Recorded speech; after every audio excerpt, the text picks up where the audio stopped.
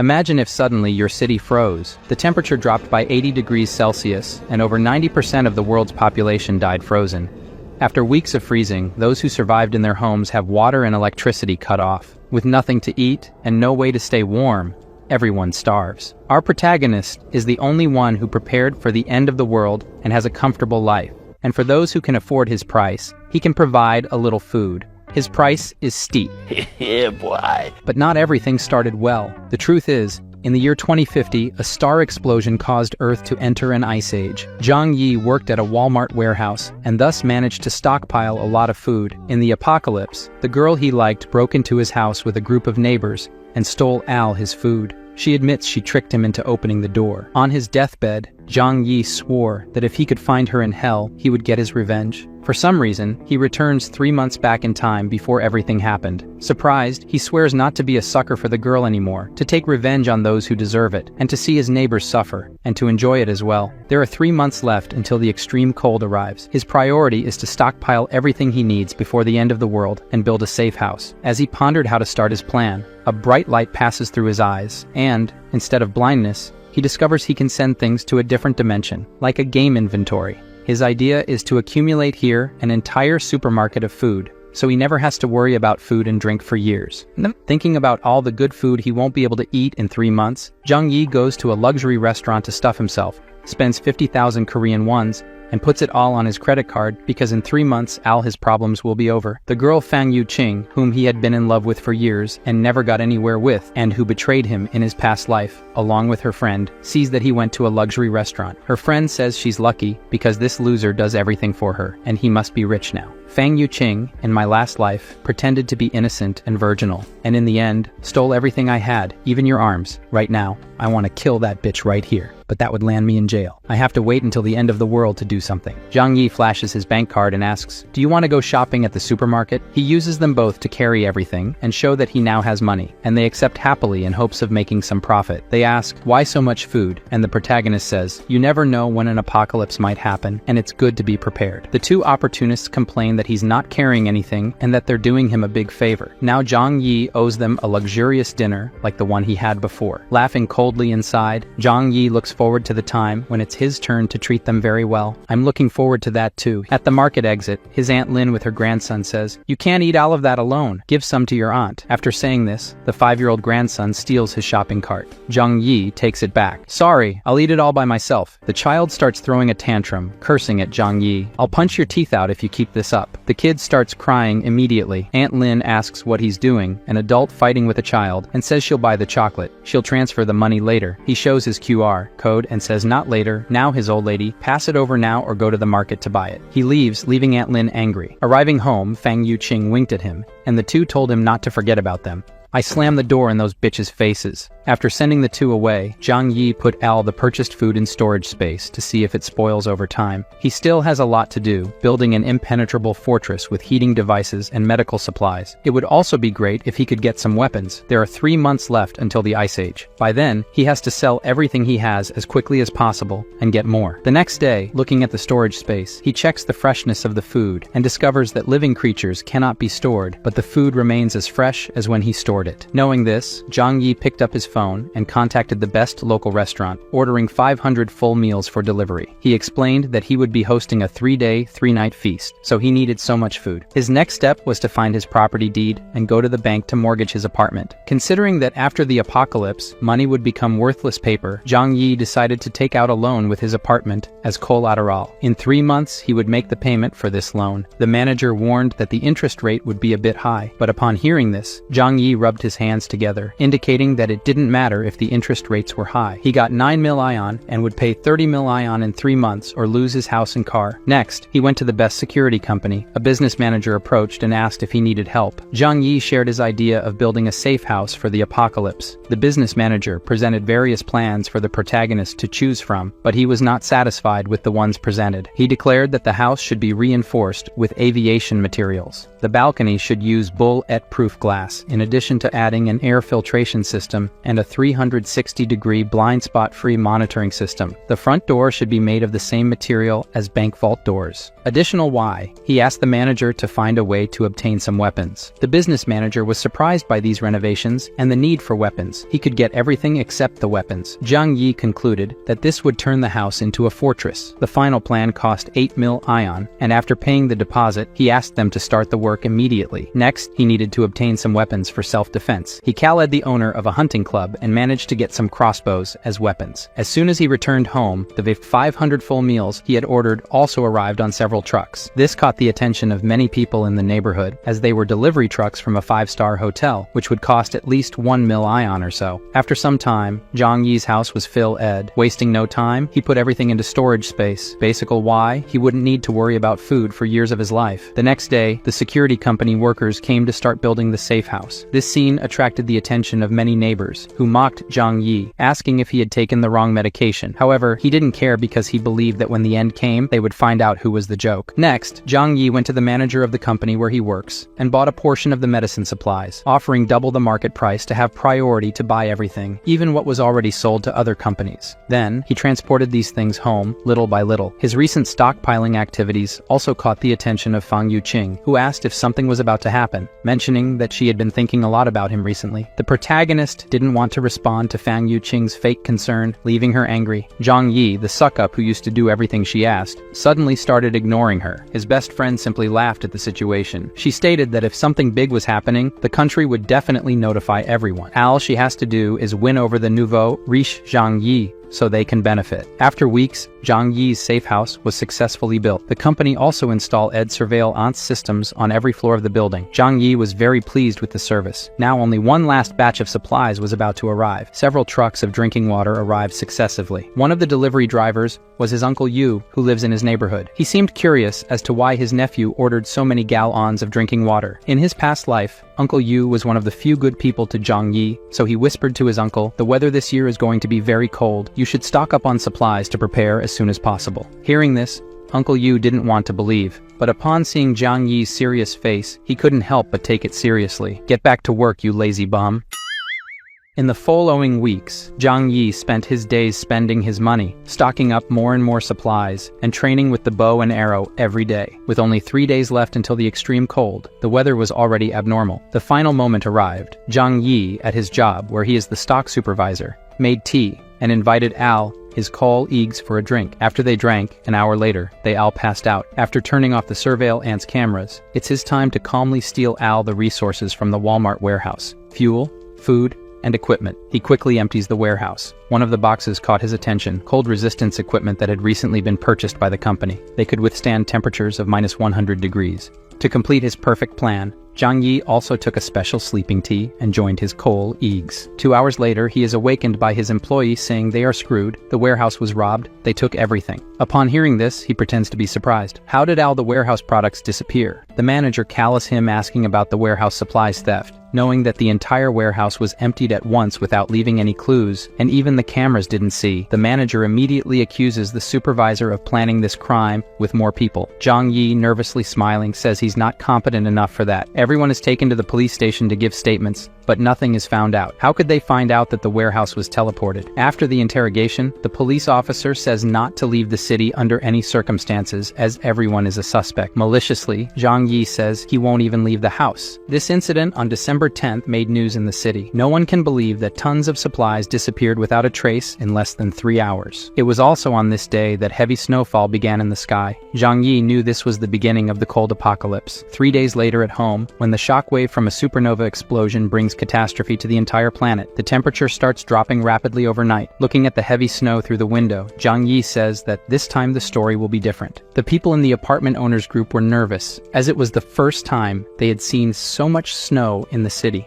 Observing everything in the building group, Zhang Yi knows that for many people, this was the first and also the last time they saw snow. In his past life, the heavy snowstorm lasted for 3 whole months and the temperature kept dropping, causing many people who had not stocked up on food beforehand to freeze to death. On the second day of freezing weather, The heavy snow at the residential area entrance had already accumulated to a height of 1 meter. Even if people turned the heater to the maximum, they still trembled from the cold inside the house. However, Zhang Yi, who had prepared several pieces of heating equipment beforehand, was comfortably warm and comfortable. After a good sleep, Zhang Yi was awakened by the noise of the phone. It was a call from the naughty Yu Qing asking if Zhang Yi knew about the temperature drop when he stocked up supplies every day in the last few months, and why he didn't even inform her, who likes him so much. Now she's freezing cold and eating instant noodles. Hearing this, Zhang Yi laughed and hung up the phone on her face. The damn girl got angry on the other side. She then shamelessly sent a text asking for food,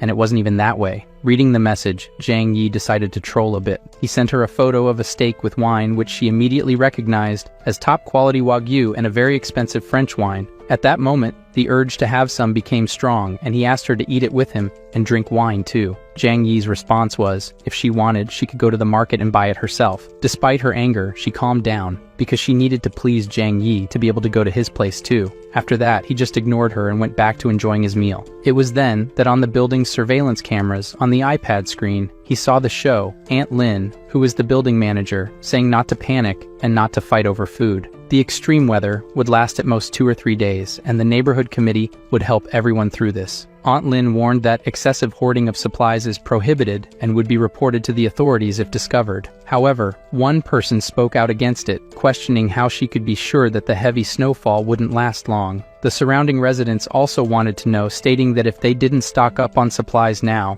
Aunt Lin would be responsible if they ran out of food. Aunt Lin then stated that the neighborhood committee would take responsibility for this issue, then pointed to Zhang Yi to divert attention just to tell him not to cause trouble. He didn't care about the threats and went back to his super safe house. A week passed and the snow outside kept falling. Aunt Lin asked the building group for Zhang Yi, who is young, to clear the snow from the building's door. He says it's useless to clear because it would be like trying to dry a river with a bucket. By refusing Aunt Lin's request to clear the snow, Zhang Yi suggested she ask the rich people in the neighborhood for help. She was furious and clearly just trying to pick a fight. Angrily, she said that on behalf of the neighborhood committee, this is an order, and whoever opposes the orders will be blamed by the neighborhood committee for the problems. Questioning why Aunt Lin didn't call the rich people in the neighborhood to do the heavy lifting, he proposed that Aunt Lin ask Chen Zheng how to clear the snow. Chen Zheng is a construction boss. He has employees for that, and Xing Song is a rich guy and can afford to pay if he doesn't want to help like everyone else. The authority of Tia Lin in the group was shattered, and upon reading the messages, Lin, cursing, decided to call both members of the group to clean the snow together, tagging them in the chat. Upon seeing the message, Chen Zheng immediately got angry with Tia Lin and with Zhang Yi for acting as if he owned the place. Xing Song sent an audio message in the group saying he was busy working hard and sent a photo to show how busy he was. Tia Lin was furious with the rich guy's response but didn't question anything. She just accused Zhang Yi of causing this confusion. Zhang Yi didn't bother and ignored the rest. Tia Lin was so furious that she called Zhang Yi personally to complain. He threatened her that if she kept talking nonsense and bothering him, he would kill her. Trembling with fear, she hung up and didn't say anything else in the group. While he was eating, a loud noise came from the front door, and Chen Jing outside shouted, "You were acting all high and mighty in the chat, putting others against me in the group. I'm going to kill you now, punk." Zhang Yi grabbed his bow and went to the door, while Chen Zheng was kicking. Magically aiming through the door opening, he asked about who would kill whom first. Zhang Yi hit Chen Zheng's shin with an arrow. Through the peephole, he saw the arrogant guy on the floor, groaning in pain non-stop. No one would imagine that a silly and naive boy, an honest person, would have the courage to react like this. Chen Zheng didn't know that this was just the beginning of Zhang Yi's revenge. With the cold temperature, Chen Zheng could die if not treated in time. He would slowly die from infection, and weak would die from the cold. Struggling to reach the elevator, he didn't imagine that this kid he had seen 3 times in his life would do this to him. The truth is that Zhang Yi wanted to kill him at once. Realizing this, he got scared, grabbed the phone, and called an emergency, but because of the snow, any assistance was impossible. So he treated himself, taking advantage of the cold and numb leg. He removed the arrow himself, then picked up the phone again to threaten in the owner's group, telling Zhang Yi to watch his words. "Chen Jing will kill you." Fearlessly, Zhang Yi responded confidently,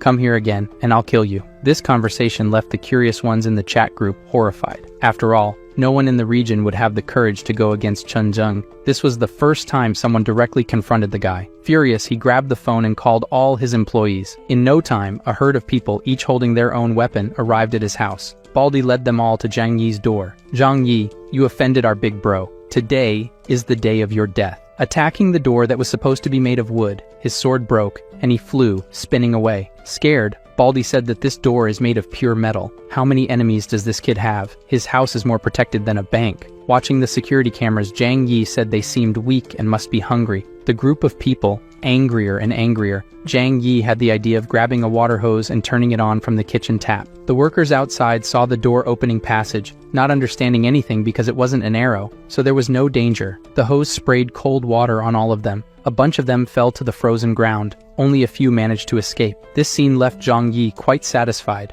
In this freezing cold, cold water is more dangerous than weapons. In Chen Jing's house, 3 of them who escaped huddled together, trembling with cold. He angrily asked, "What happened?" An entire group couldn't catch a boy. The 3 explained that Zhang Yi was very clever. He put a burglar-proof steel door in the apartment. He sprayed cold water on all of us through a hole in the door. Chen Jing said he can't hide there forever. Put some men to guard his door day and night. When he needs to leave the house, get him and bring him. At the building's entrance, Uncle Yu led some people to clear the snow at the residential area's entrance, planning to dig a path to the supermarket to restock food. But they realized that, as Zhang Yi said, they couldn't dig as fast as the snow fell. After a while, they gave up and prepared to return. Watching this, Zhang Yi said that human power can't beat one of this size. Even though the television is reassuring all citizens that the country is winning the snow disaster, Zhang Yi is the only one who knows that 95% of the global population froze to death in this snow disaster. His lifelong passion sends a message asking if he's okay. If she didn't know the truth, she could be here with him in luxury. Zhang Yi says he's fine. She says she's out of food and reminds him that he bought a lot of stuff. "Give me some, and later I'll invite you to dinner here." Slyly, Zhang Yi sends a photo of a lobster and says it's already being served for dinner. Seeing this, she gets annoyed, thinking that's why he's single. His chances with her are over now. Her best friend takes the opportunity to send a message too, saying, "You made Fang Yuqin sad now." Seeing this message, Zhang Yi says that this little drama is weak. The best friend gives up, saying that the snow won't last long. Why can't he help his lovely neighbors? He might even win Fang Yuqin over. That would be great for him. Zhang Yi ignores and responds with just an "oh." This pisses off the other bitch too. This loser suddenly turned so Alpha Sigma Red Pill? Yuqing gives up trying to figure out why his loser attitude changed so suddenly. They have the idea that if this loser isn't served anymore, they can use another one with less money. Yuqing called another loser, Zhou Ping. He came running and brought a big bag of supplies, saying it's all the food he has. Before Yuqing could fool another sucker, her friend slammed the door in his face. From the bitch's expression, she didn't even care. She was just thinking about getting revenge on Zhang Yi for ignoring her. With this additional bag, 5 days passed, and the snow kept increasing. While eating a piece of chicken while waiting for the real drama to begin, all the buildings were in the dark with the electricity cut off. Soon, neighbors started coming out of their homes, asking each other if they had electricity. Now, with water and electricity cut off, the heaters no longer worked. It was getting cold enough to die inside under the blankets. Before finishing the chicken, Zhang Yi was picking his teeth and turning on the generator he had bought before, or stolen, because he also did that at the warehouse. Neighborhood committee member Aunt Lin is trembling as she holds her grandson. She never expected the snowstorm to last so long. A message arrives in the group that only she has. Someone saying that this is a global snowstorm that occurs once every 100,000 years. We could be on the brink of a mass extinction event. Several important cities in the country have already been affected. Everyone must stock up on more supplies. Reading this, Aunt Lin was shocked. She never imagined the snow disaster would be so severe. Then she thought of a plan. She needs to make all residents give up their food before they receive this news. Aunt Lin posts a message in the owners group saying not to worry. This disaster is temporary. Workers are currently repairing the water and power interruptions. The authorities have issued an order. Because of these extraordinary circumstances, the neighborhood committee will manage all property owners. Those who do not cooperate will be arrested and interrogated by the police. Seeing this message, everyone becomes dissatisfied, especially Chen Zheng. But even if he is influential, if it's a police order, he has to obey. Meanwhile, Tialin continues in the group chat. Due to the seriousness of the snowstorm, the neighborhood committee has decided to collect all supplies from each owner and distribute them equally to everyone to help overcome this crisis. Upon seeing this message, Zhang Yi remembers that she did the same thing in her past life and stole food from all the residents. Tialin's mistake was sending a message privately to Zhang Yi saying, My nephew, you work in the warehouse. I saw you last time buying 3 truckloads of stuff. You must have stocked up a lot of food. It's your turn to do your part. Zhang Yi, angry, immediately replies with an audio message. You armed, bitch. Liar, guys. He says he ate too much and ran out of supplies at home. When she collects from the building, come share some with me. Hearing this audio made the old lady almost have a heart attack from anger. How could he have ruined everything so quickly? But realizing that she and her grandson are in dire straits and depend on Zhang Yi, the lady calms down and responds kindly. This is an order from the organization. You have to obey. After the snow passes, I will report your good deeds to the organization. If Zhang Yi hadn't died the last time in his life, he would have believed her. So he responds, picking his teeth, Aunt, I'm not lying. I have nothing to eat at home, and I'm hungry. How about you send me some instant noodles, please? Upon hearing this, Tia Lin couldn't hold back and replied to Zhang Yi, refusing to surrender your supplies is the same as going against the organization. I will definitely report you all. Zhang Yi dismissed her and said she was nothing. This made Tia Lin so nervous that she slammed her phone against the wall, furious with Zhang Yi just like her. After not getting any advantage, Tia Lin focused on the other owners. If she could deceive some of them, it would be enough. 2 days later, with Tia Lin lying, several owners sent their supplies to the old lady's house. Seeing this situation, Zhang Yi thought that everyone was stupid, believing in someone in this post-apocalyptic world. After so long, the whole world must be in chaos. Not enough food. People could only wait to starve to death or hunt for food. Many owners began tagging Tia Lin in the chat, asking about the supplies that were supposed to be distributed equally. Many of us have no food at home. I want food, or I'll eat you, Tia Lin. The crooked trustee responded to the demands, mocking, You idiots. These supplies were obtained through my hard work. Why should I give them away? At that moment, her phone rang and, seeing that it was Chen Zheng, she began to sweat cold. What do you want with an old lady? Chen Zheng said coldly. Tia Lin, you really tricked and took everyone's supplies to your house. She pretended to be innocent, saying it was the arrangement of the community committee and that she was just doing her duty. Chen Zheng then said that this is perfect. 10 of them are waiting for her to distribute the supplies. Hearing this, Tia Lin tried to argue, saying, these supplies have not been sorted yet. Some owners have not yet handed in their supplies, so we cannot start distributing them yet. So, alright, Chen Zheng, along with his starving companions, stormed her house. There is no more law in this chaos, and he smacks the old lady in the face. Today, he will be the justice. Meanwhile, Zhang Yi watched everything on the surveillance cameras, calmly eating a sausage. He also had the idea to record the action at Tia Lin's house and share it in the building group chat. Seeing that they were going to take all the food and leave nothing behind, she tried to stop Chen Zheng. Some of the supplies here are the ones I personally stocked. Without these supplies, how will she and her grandson survive? Chen Zheng said, fuck it, and kicked the old lady. The grandson, in shock, grabbed a bread knife to defend his grandmother, and he stabbed a guy's dick. After feeling the pain, the worker kicked the boy in the chest, while others laughed at him. Chen Zheng didn't show concern for this, and even said that this is what she deserves for deceiving us. We are just delivering justice. Through the residents group, watching everything, they also applauded and enjoyed it. You old liar, that's how you deal with scammers. They thanked Chen Zheng. Seeing these messages, Zhang Yi said that these idiots don't understand the real problem. Today, Chen Zheng invaded old lady Lin's house. Tomorrow, he may invade yours. But since all of this doesn't represent a risk for Zhang Yi, he says he doesn't care. His steel door will never fall to these guys. After a while, Tia Lin was asking for help in the residents group. Does anyone have hemostatic drugs, wound medicine, and antibiotics? My grandson was shot by Chen Zheng. Dr. Xiaohu urgently needs these medicines for the grandson's surgery. Upon hearing this, Zhang Yi's eyes widened. Dr. Xiaohu was a kind doctor in his past life. Here we see why his eyes are turned in different directions. Tia Lin made an appeal for medicine, promising gratitude to anyone willing to provide it. But all she received was a lull from the residents. No one wanted to believe or help. Zhang Yi, seeing this, just thought it must be karma.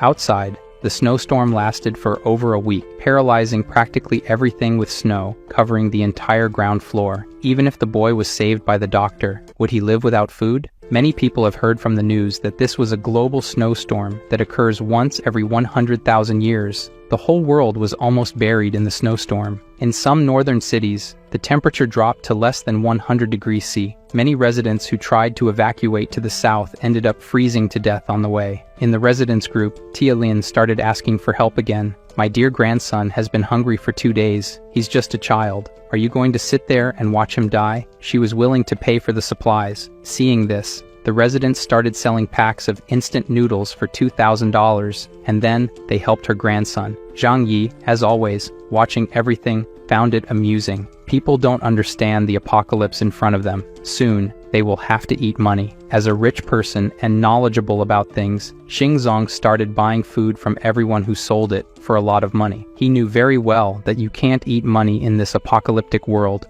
A single mother made an appeal for help in the group as well. Her daughter was about to starve to death, and she hoped everyone could help her. Zhang Yi says that this woman in his past life, with her daughter, survived for a long time, so it's all good. It had been 10 days since the freezing. Zhang Yi, as always, was at home, enjoying the comfort. At this moment, the phone rang. Seeing who it was, he chuckled. He opened the video call and said they seemed thinner. So are they eating well? The sight of the chicken made both of them drool instantly, and they asked why he still has so much food at home. And with this cold, why is he sweating? Mockingly, he says he has a fireplace at home. It's very warm, and he jokes that he's even thinking of going for a run outside to get some fresh air. Yu Qing, drooling over Zhang Yi, saying he's amazing, asked to take a bath inside with him. Without thinking twice, he rejected the invitation and even made a joke. The girl instantly became angry at Zhang Yi's words. It's okay if you don't want to help, but mocking them is not cool. So, is that how it is? You still think I'm a loser? Zhang Yi asked. If you want food, go find your rich boy. And he hung up the call.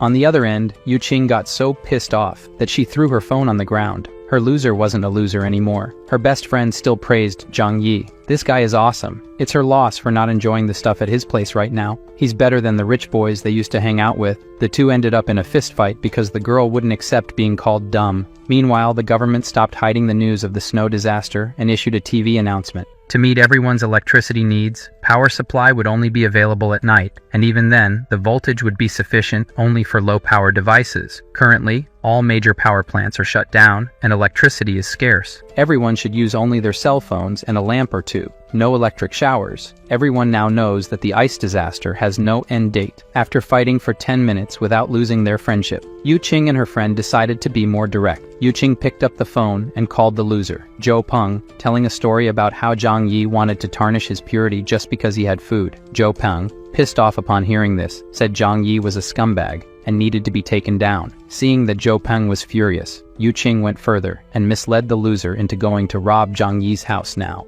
In no time, the three of them were at his door, each with a kitchen knife hidden, knocking. Watching everything through the cameras, Zhang Yi saw the ultimate loser and knew none of them had any idea about the cameras. They knocked and asked to exchange the medicine they had for food. Angry at their attempt to trick him, Zhang Yi decided to be aggressive. Grabbing the hose to spray water on them and end the problems, he changed his mind when he saw the accumulated trash can. His idea was obvious, but magically, I don't know how, he with the hose sprayed sewage on the three, leaving everything full of garbage and saying that's the food they deserve, they can eat. Zhou Peng, furious, struck the door, but didn't scratch it. His hand was hurt. Laughing it off, Zhang Yi said through the speaker that the door is made of steel, and they can't open it. After a while, Zhang Yi gave up on them and went to sleep. However, he suddenly woke up to the sound of a gunshot. Even though he knew that sooner or later the law of the jungle would be put into practice, the sudden shot still startled him. Checking the surveillance camera images on the tablet, he realized that Chen Zheng and his employees were going from house to house, stealing supplies. Many met the same fate he had in his past life during the apocalypse. He even sent photos of what he could do to the building groups, and claimed that he now controlled all the buildings. Watching the situation through the surveillance cameras, a new group was formed,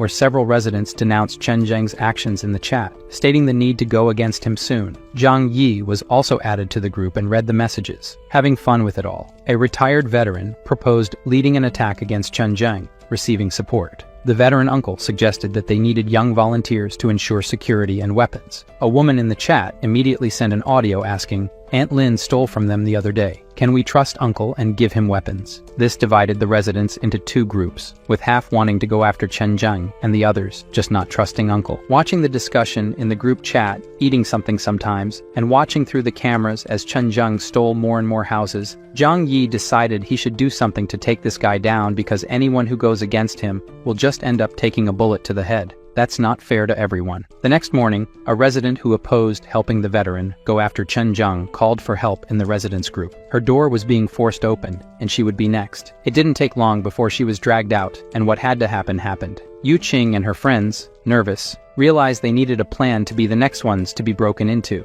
The The girl's idea was to spread the news that Zhang Yi had a stockpile of supplies and gather everyone to join forces to take over his house. They added him to the new group so he would know, but Zhang Yi didn't care and said it's okay. They argued that he should join forces with the four to protect themselves from Chen Zhang. Zhang Yi's response was simply to leave the group. This change in Zhang Yi's attitude left Yuqing and the others astounded. How could this loser from just 3 months ago now be so firm? They began discussing how to break into Zhang Yi's house and steal his fortress. The smart glasses guy says to open the door. His friend here knows how to pick locks. They decided to try to break the lock and placed umbrellas so they wouldn't get showered with water or garbage again. Zhang Yi, watching through the surveillance cameras, activated the high-voltage defense feature. The clever lockpicker had just admitted that this lock couldn't be opened. The kid practically exploded in shock and died. Seeing this, Zhang Yi felt no remorse for killing these guys. The smart guy with glasses pointed to the door, cursed Zhang Yi as a damn monster, and told him to get out now. Hearing this, he just laughed, grabbed his crossbow,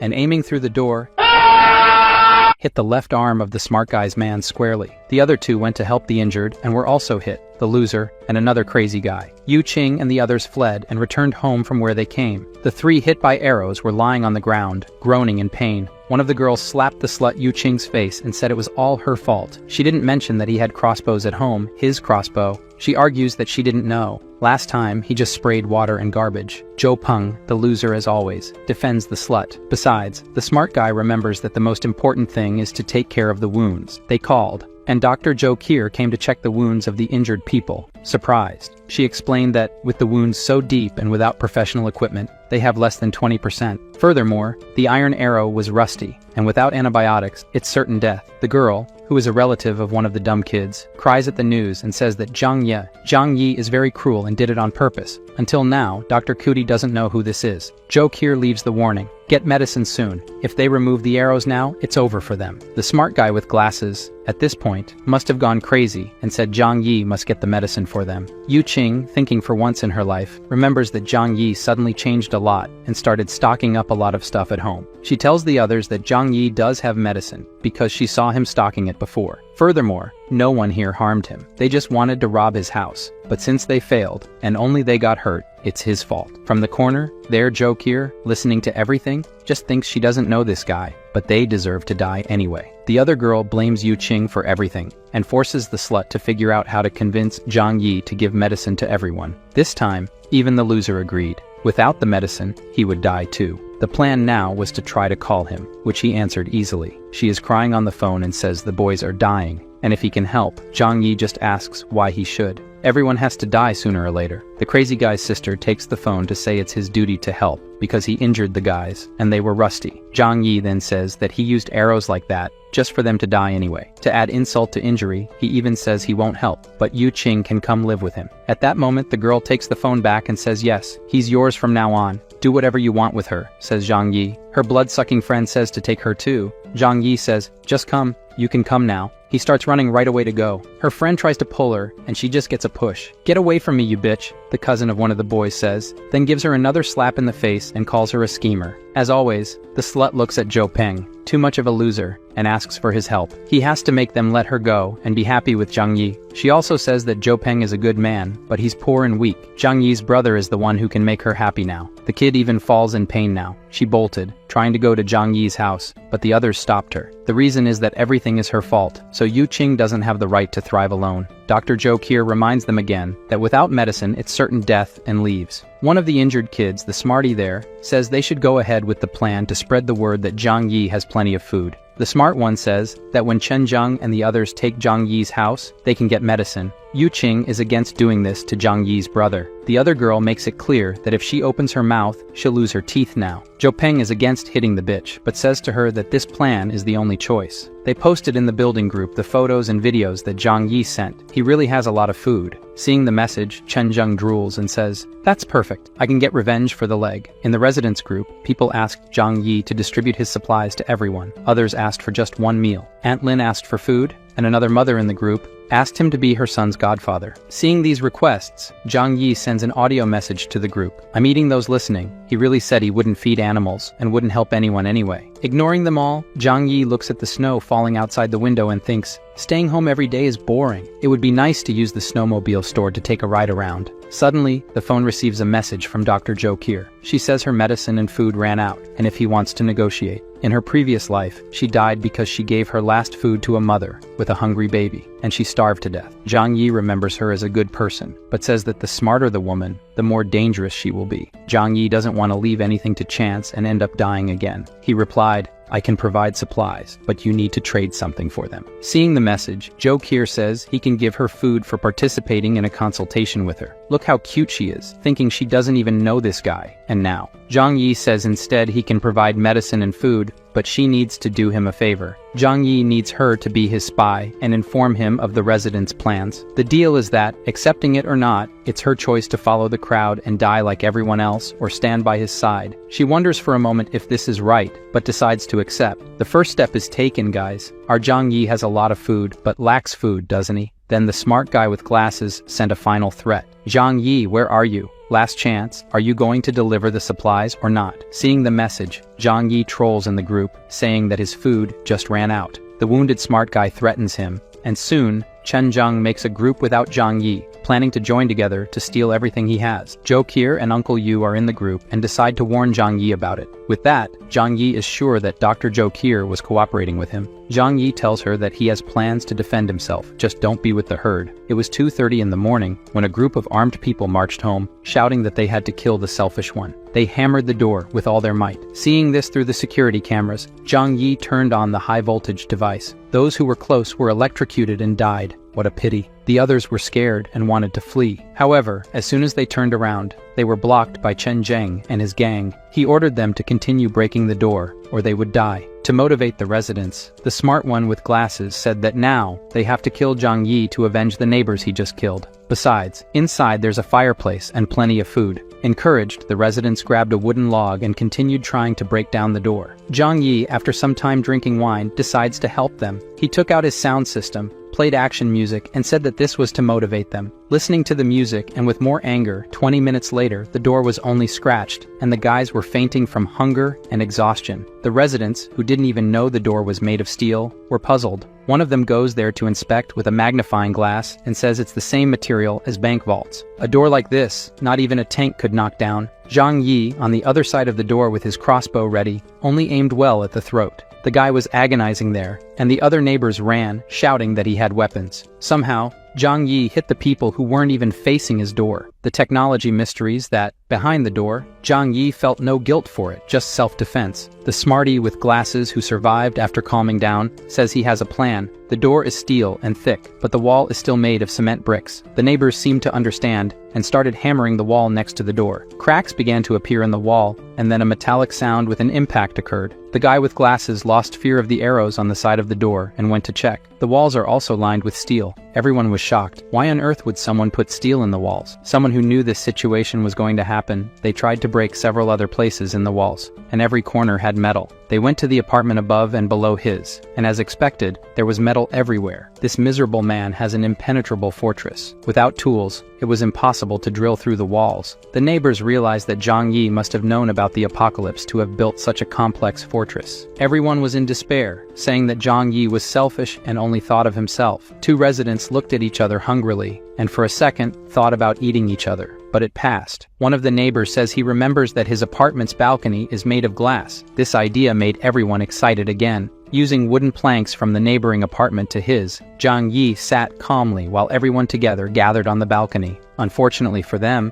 the glass was bulletproof, and they couldn't even scratch it. To help them warm up because it's very cold outside, Zhang Yi took a Molotov cocktail and threw it into a hole in the wall, which soon fell from the ceiling on their heads. In the element's view, it was 1 second of terror, and then many of pain, catching fire completely. In agony, he jumped from the balcony. The fire spread, and everyone else was also protected against the cold, while Zhang Yi watched everything. The others tried to go back to the apartment next door. However, the others didn't let them, for fear of burning themselves too. They fell off the planks, and any of those who didn't fall took the opportunity to warm up a little. After a while, the repentant residents returned to his balcony in front of the glass, begging for food. As in his past life, they ate, He doesn't even feel sorry for them. Hess shows them warm pasta to see them drooling. He even puts it on a table right in front of them. Zhang Yi then told them that for whoever brings Chen Zheng's head will receive food for a week. Hearing this, everyone looked eagerly at Chen Zheng in the neighboring apartment. Even those who were behind him heard Zhang Yi's words. Killing Chen Zheng means food and drink for a week. Chen Zheng even locked the door with everyone's gaze, but before he could get closer, his men and the gun in his hand stopped him. At this point, Zhang Yi put the reward notice in the owner's group. Anyone who could kill Chen Zheng would receive a week of food.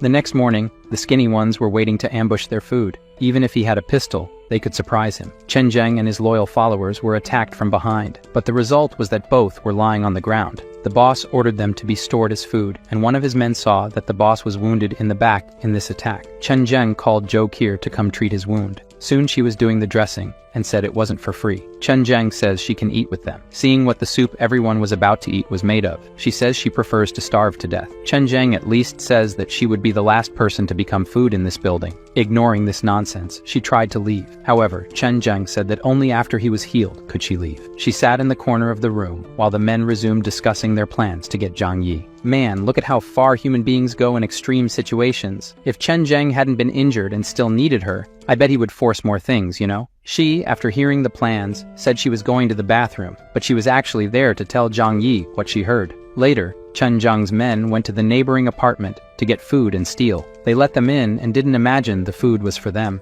With a blow to the head of the couple, they killed them, but to make sure, they hit more. Chen Zheng tells our doctor that he can't have predators around his house, as they might try to hunt him down. Zhou Qi is starting to see how things are. In the house where the friends of the slutty Yu Qing are, they had to remove the arrows without any medicine. Everyone has serious infections. Maybe the cold is taking away some of the pain. Zhou Peng asks his cousin to try to convince Zhang Yi one more time, but she says it's useless. There's no way. Days go by, and Zhang Yi only eats and sees Chen Zheng afraid of being ambushed again. As he eats more and more, Zhang Yi calls Zhou Qi to ask about her situation. She says Chen Zheng went crazy. Everyone's food ran out. They're invading houses every day to kill everyone and search for food, besides keeping the dead for later. She hasn't eaten anything for days and asks if he can save her. He thinks for a moment that she's very useful for being a competent doctor. In the post-apocalyptic world, doctors are treasures. So, Zhang Yi says she can come to his house after doing one last thing. A while later, Zhou Peng goes to pound his door, desperate. He says his love, Yu Qing, is starving. He went to Zhang Yi's door, asking for food for the girl who used and rejected him. Zhang Yi also says that tetanus is already advanced in him.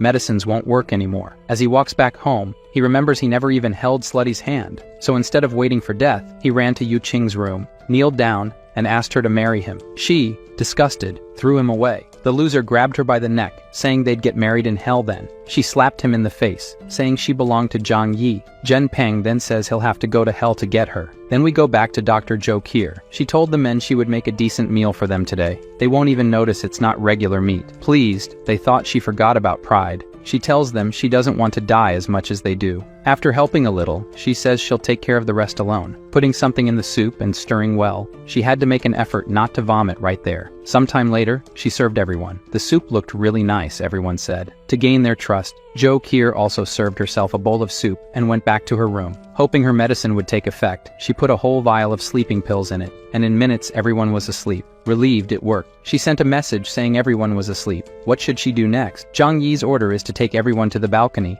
He was watching everything from the other side. Feeling cold, she asks if he intends to kill them. Hearing this, he threw a rope and said, "It's more or less that. She should tie everyone to the balcony railing." She says he could at least help, but he says she's the one being tested here. Tying everyone to the railing, she grabbed Chen Zheng's gun. Worried, he warned her to remove the magazine and throw the gun at him. She even tried to bargain if she should trust him, but with the argument that it's her only choice. Zhou Qi obeyed and threw the gun at Zhang Yi. After receiving the gun, he examined it, confirming it was the same one Chen Zheng used. Then he went back to the room, grabbed a water hose, and from there, he threw water onto the balcony, without even warning Zhou Qi. She entered the apartment while the water was falling, and in a short time, Chen Zheng and everyone else woke up screaming. Looking at their hands and feet tied together, he realized he had been drugged. All he could do was curse Zhang Yi a few times. After a few sprays of water, Chen Zheng turned into a popsicle. Dr. Zhou Qi, too weak even to stand up, calls and says it's all done. After a few minutes, our beautiful doctor was at Zhang Yi's door, observing through the cameras. Even though everything has gone well so far, he wanted to make sure there were no risks. She should open the heavy door and enter while he pointed the gun. She finally entered and fell to the floor. Just the warmth inside the apartment was good enough. Approaching from behind, Zhang Yi says it's not over yet. He has to make sure they're not hiding anything from each other. He has to be sure of that, and she knows how to do it. Blushing, she knows what she has to do.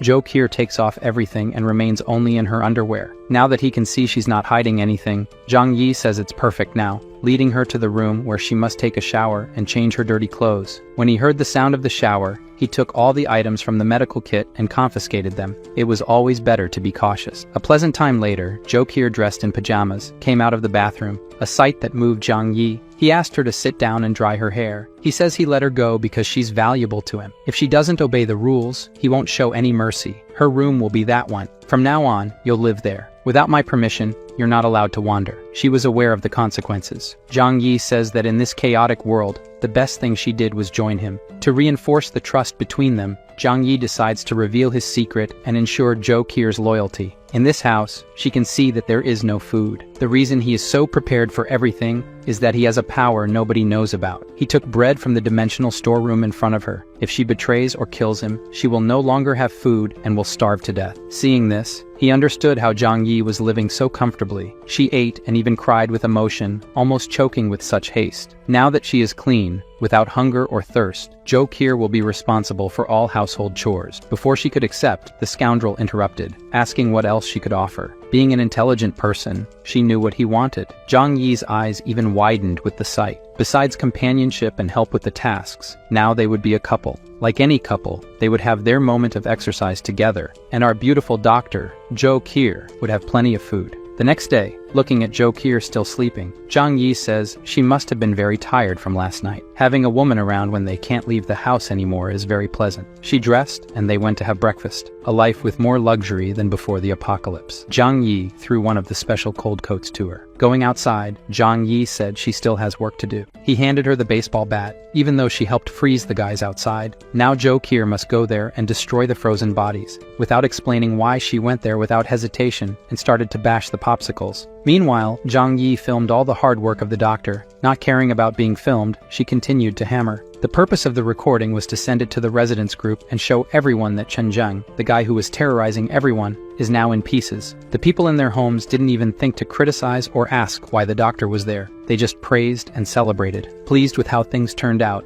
Zhang Yi received a call from Yu Qing. Zhang Yi says he didn't know she was still alive. The girl with a crazy look says she heard about Chen Zheng's death and is now ready to be his woman, and that he must be with Jo Kier because he thought she was dead. Her friends behind her were ready to kill the girl, and they both heard the screams from the other side. Zhang Yi took advantage of this to mess with her mind even more, sending a picture of Jo Kier saying that she was his fiancée. When she saw the new message, she broke free from the two girls and ran to the phone, just to see Zhang Yi and his girlfriend. The girl went insane, saying that she loves Zhang Yi more than anyone. However, Zhang Yi threw it in her face that she doesn't matter, and who he loves is the one with him now, and hung up. The poor girl's friends didn't even want to hit Yu Qing anymore. Their anger was at the girl going to live with Zhang Yi and them getting screwed, but now they're screwed together. Satisfied with how much she suffered, Zhang Yi asks his little girlfriend if he was too cruel. She says that whether he was or not doesn't matter. He has his reasons. She also heard of him for the first time when she went to help the two girls, and how they seemed crazy. If Zhang Yi did what he did, it's right. A person in the building in front decided he couldn't take it anymore and decided to fulfill his dream of jumping from the building, but that didn't even impress the two. Shortly after Zhang Yi's phone rang,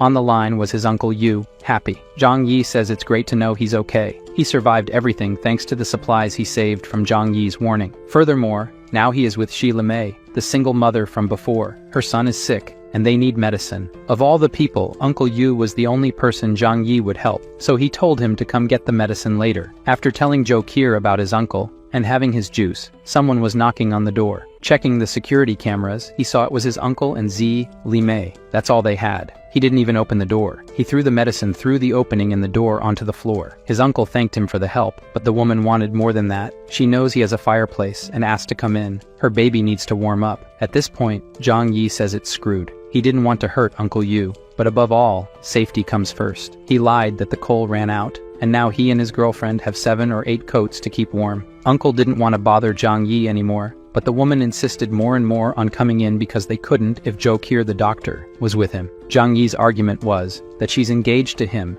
and that's why she's here. She blushed all over, hearing that. Finally, Uncle Yu got tired of hearing it and said that's enough. Just the medicine was great, they still have food. After sending them away, Zhang Yi was even tired. This woman in his past life survived for nothing. Since this conversation tired him out, he went to rest on his girlfriend's lap and have a great view. Zhang Yi thinks that Zhi Mei being around could even mess up his plans. It's no wonder that when they returned home, Uncle came to ask why she was abusing his nephew's trust. She even says it's all for the baby's best interest, but Uncle reminds her that he owes his nephew. If it weren't for him telling him to save food before the apocalypse, he would have nothing. Instead of agreeing, Zhi Mei claimed that Zhang Yi didn't give medicine to help. Everything was for him to collect favors later, saying that Zhang Yi is a selfish man. Uncle, hearing this, shouted that everything has limits. He may be old, but he's not stupid. If she badmouths him again, she'll be alone. The smart woman let the subject drop.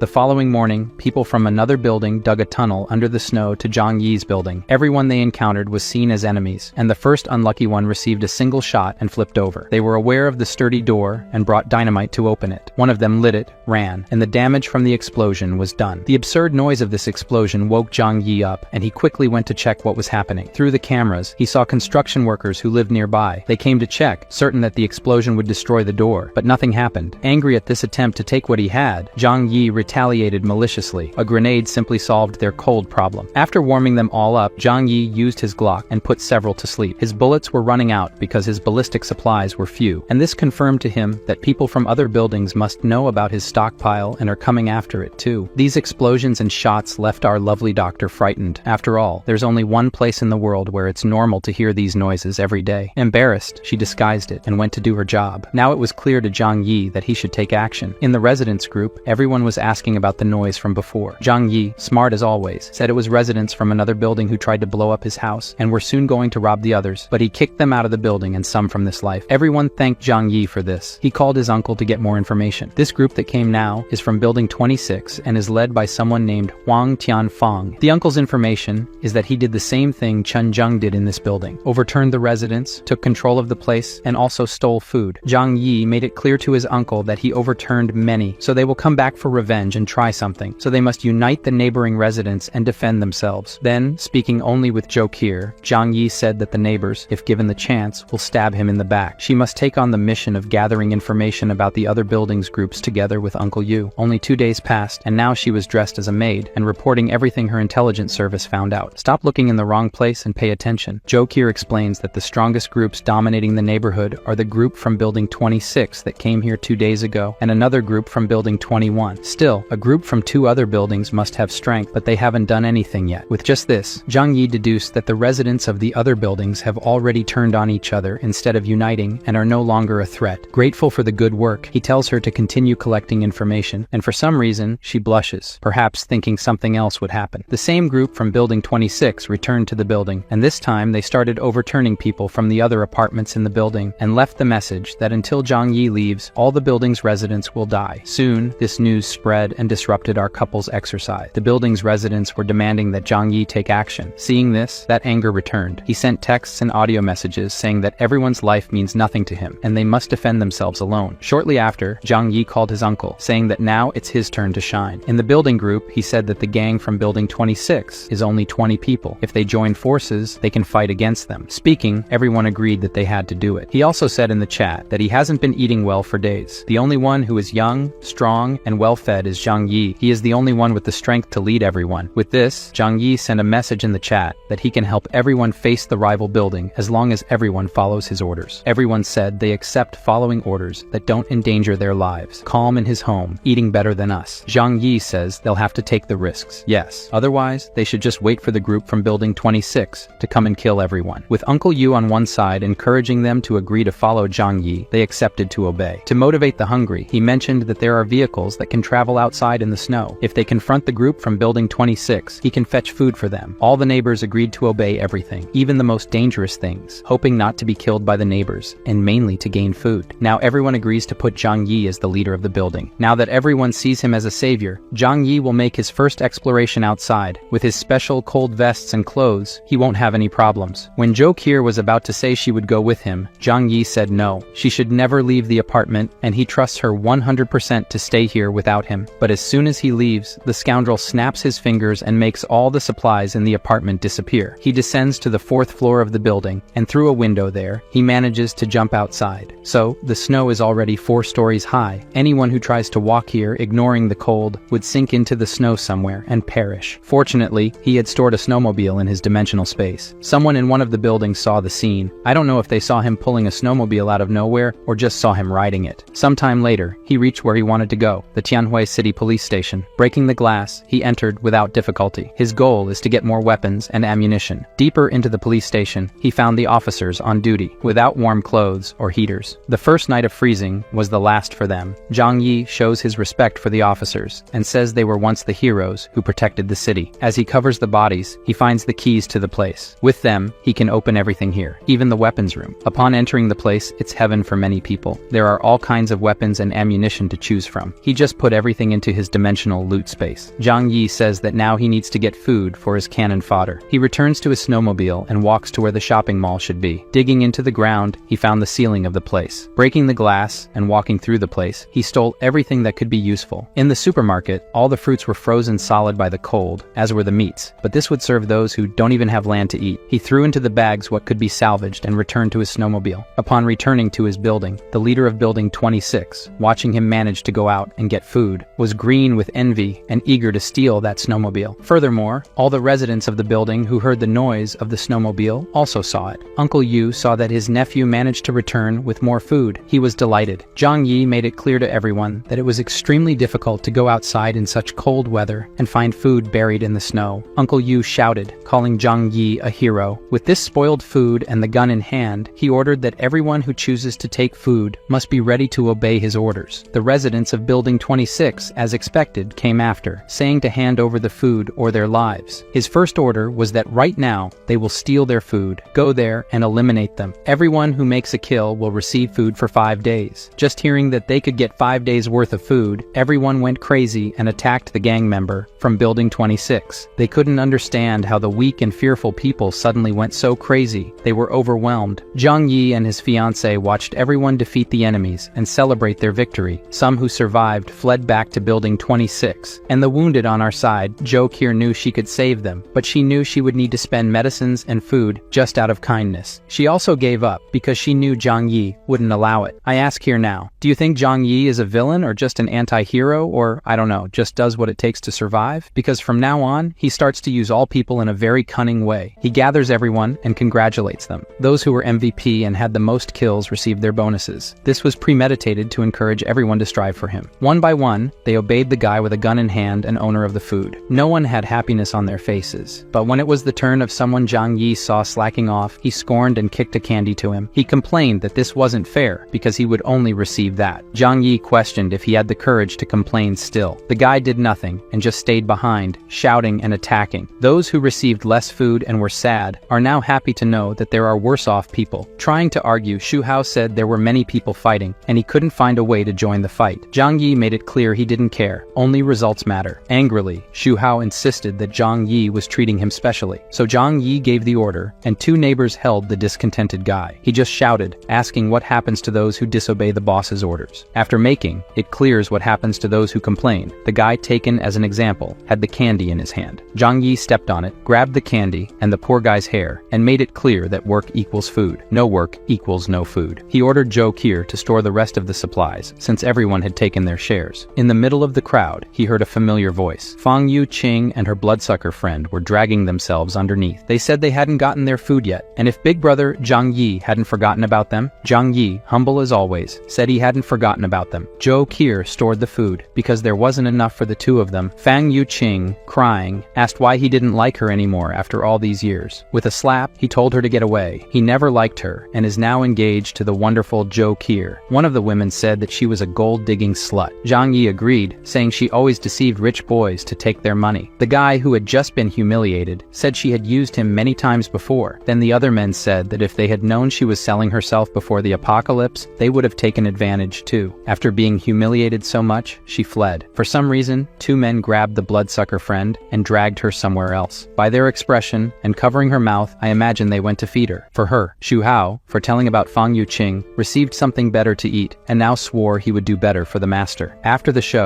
Zhang Yi began to organize the building's fortification. In the building, there are 47 people in total. Now, excluding Zhang Yi, Zhou Qi, Uncle Yu, and his wife Shi Li Mei, the people form 6 groups of 7 people each and take turns guarding the building's stairs 24 hours a day. When enemies arrive, they should shout, make noise, and alert everyone. Uncle Yu, being a former army veteran, will organize all the groups. Back in the comfort of home, Zhang Yi was studying something, and Zhou Qi asked, if it starts to snow now, what will happen? As he took his weapons out of the dimensional loot storage, he said, they're in winter. They'll be stuck for at least a month until the snow melts. Besides, in the apocalypse, the biggest danger isn't the weather, but people. Now, with this weapon, he has a chance to fight enemies without leaving home. He noticed through the scope of the weapon that some people were heading to the garage of his building. They're definitely going after the snowmobile that Zhang Yi pretends to leave there, but actually puts in the loot storage. Uncle Yu called Zhang Yi saying the defense team was properly organized and asking not to take seriously what Xi Limei said last time they went to get medicine. She's a chatterbox after all. Zhang Yi said he didn't care but asked if Uncle wanted to raise someone else's child. In difficult times, strong men are very valuable, and he could get any woman he wanted. But realizing Uncle's discomfort, Zhang Yi said Xi Limei is also a good woman, and if that's the case, he should knock her up too. However, Uncle said that in an apocalypse, one shouldn't think about that, and now he'll go back to work. Zhang Yi told Zhou Qi that these matters of children should be thought about calmly. In the tunnel they dug, some people from Building 26 came back secretly, planning to make hidden thefts. The first of them almost got a beating. The guard shouted enemy attack, and a brawl started on the stairs. The group from Building 26 didn't count on the fact that now Zhang Yi's building was so well protected, and the survivors fled. Outside, enjoying the good life, Zhang Yi saw the enemies fleeing and said he was really in the mood to shoot some, taking his WAP from the loot storage. Through the scope, he could see perfectly, with an absurd calmness, even knowing the result of pulling the trigger. One of the fugitives got a shot right in the head, and the others, realizing what it was, ran even more frantically. Zhang Yi thought to himself, this feeling is great, and decided to enjoy it more. All the shots were precise, aiming at the head and the clock. With 7 capsules on the ground, there were 7 bodies in the snow. With this, he was sure he had sent a message to all the neighbors of the buildings. Zhang Yi, leader of Building 25, has a rifle, and there's no way to confront him. Now they must follow his orders. The next day, Zhou Qi brought food, saying she was practicing her cooking. Additionally, she asked about the noise on the balcony last night. Without hiding anything, Zhang Yi said he shot and killed 7 people. The woman's reaction was simply to say that Zhang Yi is amazing. Zhang Yi even asked if she wasn't curious why he used an AWP to do it. Zhou Qi said it's none of her business, and it doesn't matter what he did. She's with him, and it's better than dying outside.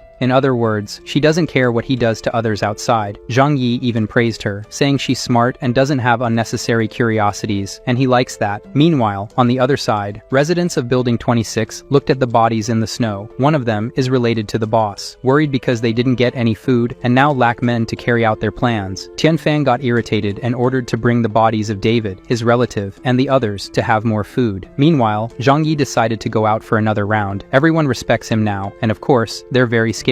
With headphones on and Uncle Yu on the line, Zhang Yi is now sure the building is safe. Meanwhile, the leader of Building 26 could only stew in bitterness. If he could get that motorcycle, he could go out to get cigarettes and food. Those who went before to look for the motorcycle didn't find it in the parking lot and were shot. Zhang Yi rode the motorcycle until he reached where he wanted to go, the district of machines and imported cars. The warehouses were so large that they hadn't been covered by snow yet. Breaking the roof, he descended with a rope and put everything in his infinite loot storage warehouse. Now these luxury cars have no value, but at some point, they might. The next step was to go to a gas station. He needs it for his generators and machines, including his snowmobile. Unfortunately, for him, the station was completely buried in snow. It was impossible to dig 10 meters. Frustrated that his plans didn't work out for the first time, he threw himself into the snow and thought about how good it would be to have gasoline for all his stored machines. It was thinking about that he remembered he also had a giant excavator stored. With the little fuel he has, he can dig and dig in the snow. It didn't take long long until he managed to clear a path to the gas station. Inside the place are the warehouse tanks of the station. Luckily, the fuel isn't frozen. All he needed to do was seal the tanks and store them intact in his loot storage space. For a moment, he realizes that with this and his excavator, he can dig and retrieve everything buried, and no one will be able to stop him. Meanwhile, in the building, a neighbor's child had a high fever. Jokir went to attend to the child, but couldn't do much because Zhang Yi always keeps the medicines. Uncle Yu brought leftover medicine from his girlfriend Zilamei's son. He comforted the mother that everything will be fine. The child's fever decreased. However, Jokir reminded the mother to keep an eye on his condition. They had barely stepped away when they heard a scream. Aunt Lin attacked the baby, and in the impulse to protect her son, the mother intervened and got shot. Jokir managed to grab the baby for a few seconds. Aunt Lin went crazy, saying that because they didn't help her grandson, he didn't survive, so no one has the right to have children here anymore. The lovely Jokir, determined to save the child, ran with him through the stairs. Aunt Lin managed to grab the doctor's leg. Like the mother, she protected the child with her body. Aunt Lin was determined to kill everything in her path. Uncle Yu kicked Aunt Lin and threw her down the stairs. He arrived just in time to save the boss's wife. He wouldn't forgive himself for failing to keep everything safe in his absence. Aunt Lin was furious with all of them. Uncle Yu made it clear that Zhang Yi eliminated Chen Zheng, and that's why everyone is safe. Additionally, Jokir recounted that after Chen Zheng was gone, she begged Zhang Yi to give medicine to her grandson. However, when she went to deliver it, she found out that Aunt Lin herself had killed her grandson to eat him, leaving the old woman screaming in denial. The men who came with Uncle Yu said that she must pay for her evil deeds, and they can help. According to them, fat burns well, and it's been a long time since they had a good bonfire. Returning to Zhang Yi, outside the house, he slept in a tent at the gas station, and now he's going out for more exploration. With his excavator, he went to the city's military post, and by digging, he gained access to the military base. However, all the military supplies were taken. All he thought was that the military leaders, with all the equipment, are the ones who will try to take power from the surviving society. If that's the case, he should arm himself to protect himself even from these people. While digging for something else, he broke a wall of the camp. To our surprise, not everything was taken by the army.